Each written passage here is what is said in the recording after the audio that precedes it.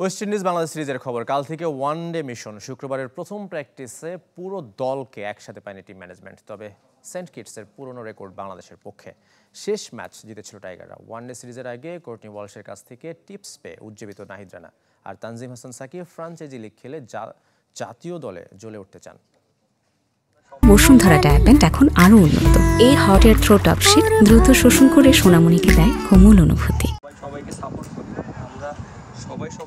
টেস্টেও একই নীতিতে সফল হয়েছিলেন। এবার সাদা বল আর রঙিন পোশাকে সেই প্রেরণায় দলকে উজ্জীবিত করার চেষ্টা।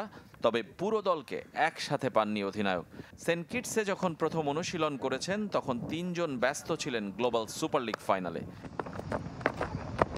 যে টুর্নামেন্ট খেলে শূন্য হাতে ফেরায় আগে ভাগেই দলের সাথে যোগ দিতে পেরেছেন তানজিম হাসান সাকিব। ছিলেন গায়ানা অ্যামাজন ওয়ারিয়র্সে। এবার জাতীয় দলের হয়ে জ্বলে উঠতে চান। একটা ডিফারেন্ট এক্সপিরিয়েন্স ছিল, বাট ক্রিকেট খেলা সব জায়গাতেই সমান, ভালো বল সব জায়গাতেই ভালো বল। আমি জাস্ট মেনটেন করার চেষ্টা করছি, ভালো বল করব। সো আলহামদুলিল্লাহ, যদি আশানুরূপ ফলাফল আমরা করতে পারি নাই, বাট আমি খুব এনজয় করছি এখানে। টেস্ট স্কোয়াডের 7 জনের সাথে যোগ দেওয়া ওয়ানডে স্পেশালিস্ট 5 জনের দিকেই বাড়তি নজর ছিল কোচিং স্টাফের। ফরম্যাট বদলালেও পেসার নাহিদ রানা ধরে রাখতে চান তার সাফল্যের ধারাবাহিকতা। টেস্টের নিয়মিত সৈনিক, সব ফরম্যাটে নিজেকে মেলে ধরতে চান। শিক্ষার কোনো শেষ না। আমি এখানে এসে শিখলাম যে এই ওয়েদারে কিংবা এই ওয়েস্ট ইন্ডিজে উইকেটে কেমন বল করা উচিত কিংবা কেমন লাইন নিতে বোলিং করা উচিত। তো অবশ্যই শিখতেছি সব জায়গায়।